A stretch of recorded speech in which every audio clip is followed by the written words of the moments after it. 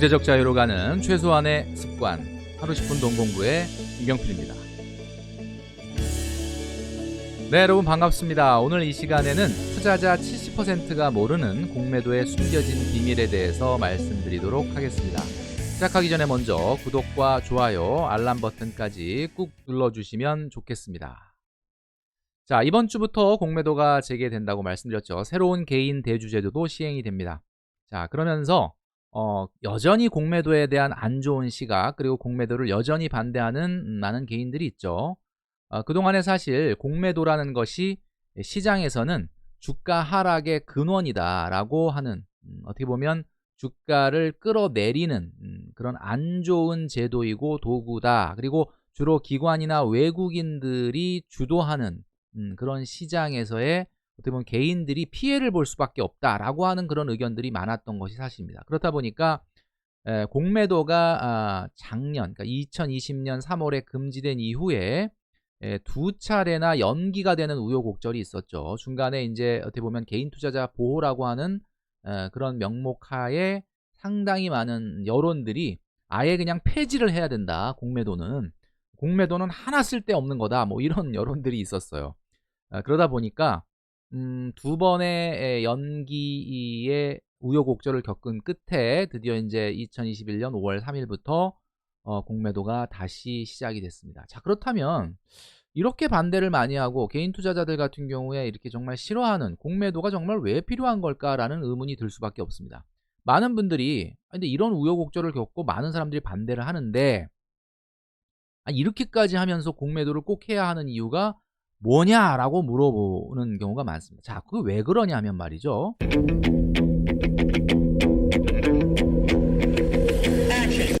네, 사실은 주식시장의 안정을 위해서 필요한 것이죠. 아니, 주식시장을 교란하고 주식 주가 하락을 부추기는 공매도가 주식시장의 안정을 위한 거라니 이게 도대체 무슨 말이냐, 이렇게 이제 이야기하시는 경우가 많이 있는데요. 우리가 길을 가다 보면 좀 불편하지만 가끔 이런 것들을 만날 때가 있습니다. 바로 뭐냐면 과속 방지턱이죠. 그러니까 과속 방지턱을 넘을 때마다 이런 거 좀 없으면 좀 시원하게 달리겠는데 왜 이런 걸 자꾸 만드는 거야? 라는 말씀들을 아마 느끼시게 될 텐데, 그럼에도 불구하고 어느 정도 필요한 것이 바로 이 과속 방지턱 아니겠습니까? 자, 그래서 이번 시간에는 공매도의 순기능이 무엇인지를 한번 알아보는 시간을 준비했습니다. 자, 시장 효율 가설이라는 말씀을 한번 지난번에 드렸던 적이 있습니다. 이것은 유진 파머 교수, 그러니까 노벨 경제학상을 받은 교수죠.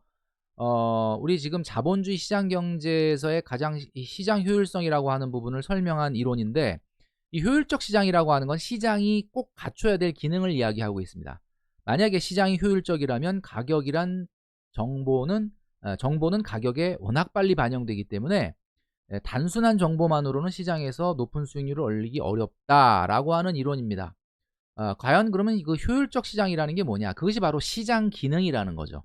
시장이 정상적으로 작동한다면 오를 것은 올라야 되고 떨어질 것은 떨어져야 되는데, 그것이 작동하는 원리에는 역시 시장 참여자가 높아야 되고, 그리고 시장 정보가 투명하다면 시장은 효율적으로 바뀔 수밖에 없다라고 합니다. 시장이 효율적으로 바뀌어야 어떻게 보면은 투기 세력 이런 것들이 발을 붙일 수 없고, 어떻게 보면 피해자, 그러니까 어떻게 보면 단기적으로 피해를 보는 투자시장에서 사람들이 적어질 수 있다라는 거죠.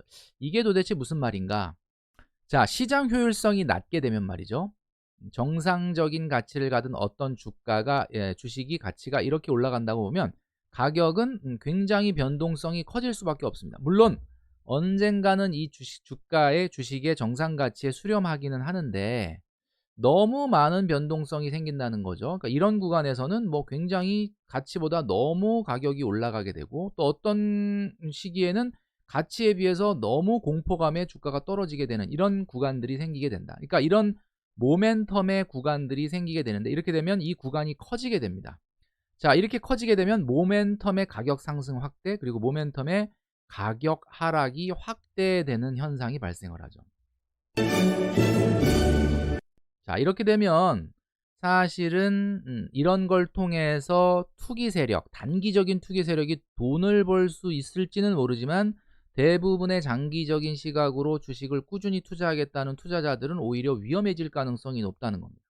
자, 시장 효율성이 반대로 높아지면요, 정상 가치에 비해서 주가는 상당히 안정적으로 바뀐다. 그러니까 한마디로 말해서 이 A하고 B 구간이 굉장히 축소가 되는 거죠. 자, 이렇게 축소가 되게 되면 어쨌든 가격은 오를 주식은 오르지만 그래도 어느 정도 오르면 가치가 정상적으로 복구될 때까지 좀 잠잠해지고, 또 급격한 시장의 공포가 등장하더라도 주가의 특별한 가치에 비해서 많이 하락하지 않는 이런 형태의 시장 효율성을 갖게 된다라는 겁니다. 자, 이런 것들을 우리가 놓고 봤을 때 공매도가 하는 시장의 역할은 이론적으로는 어떤 굿 뉴스가 나타났을 때, 자, 이론적으로는 굿 뉴스, 다시 말해서 이 기업의 미래 가치, 뭐 EPS가 또는 BPS가 크게 증가할 어떤 뉴스가 생겼다 그러면 이렇게 올라가야 되는데, 보통은 이 모멘텀이라는 게 가속도가 붙어서 주식시장에서는 너무 많은 급격한 상승이 이루어진다는 거죠. 이런 급격한 상승에서 공매도의 세력이 결국은 건강하게 주가를 좀 눌러주는 그런 효과, 시장의 효율성을 증대시켜주고 고평가된 주식의 공급량을 증가시켜줌으로써 높아진 변동성을 감소시켜준다라는 겁니다. 그래서 첫 번째는 이 효율성 증대가 첫 번째의 공매도의 역할이다라고 볼 수 있죠. 자, 그리고 두 번째는 개인과 기관에게 모두 시장의 유동성을 증가시켜줍니다. 자, 이 앞전에 좀 전에 보여드렸던 이 모양은 지난번에 얘기했던 네 가지 방향으로 수익을 내는 기관의 어떤 모습을 보여드렸죠. 단순히 개인처럼 주식을 매도하거나 또는 기다렸다가 주식을 매수하거나 매도하는 거에 비해서 주식 매수, 주식 대여, 그리고 채권 매입, 주식 공매도, 이런 네 가지의 기능을 통해서 유동성을 공급해 준다는 겁니다. 유동성이라고 하는 것은 우리가 자산이라는 것을 가지고 있으면 항상 문제가 뭐냐, 어떤 변동성이 생겼을 때 이것을 빠르게 현금화하기가 어려울 때가 많다는 거죠. 그럴 때 다양한 방법을 통해서 이 현금으로 유동성을 확보시켜 줌으로써 시장을 좀 안정적으로 만들어 준다. 그래서 두 번째는 시장의 유동성 증대다라고 볼 수가 있습니다. 그러니까 이것은 발행 시장과 유통 시장을 발전시켜 주고 황금성의 증가로 변동성을 감소시켜 준다라고 볼 수 있을 겁니다. 자, 여기서 발행시장과 유통시장의 발전이라는 말이 무엇인지를 조금 더 설명드리면요, 발행시장이라는 것은 우리가 유가증권을 발행하는 시장이고, 그 다음에 유통시장은 그 유가증권이 거래되는 시장입니다. 우리가 얘기해봤을 땐 채권시장, 외환시장, 또 예를 들면 주식시장 중에서 코스피나 코스닥 같은 시장을 이야기하죠. 자, 그런데 우리가 이렇게 유통시장이라고 하는, 우리가 알고 있는 코스피나 코스닥과 같은 시장이 정상적으로 작동을 했을 때 발행시장도 정상적으로 발전할 수 있습니다. 왜냐하면 유통시장이 제대로 된 유동성을 공급하는 시장으로서의 역할을 못한다면 발행시장, 다시 말해서 유가증권을 발행할 수 있는 환경이 안 되겠죠. 그렇기 때문에 기관이나 개인이나 많은 자산을 보유하고 있고 그 자산이 언제든지 손쉽게 현금화할 수 있는 시장이, 그리고 그런 수단이 발달된다는 것은 자본시장에서 그 자본시장의 효율성을 좀 증대시키는데 도움이 된다라는 겁니다.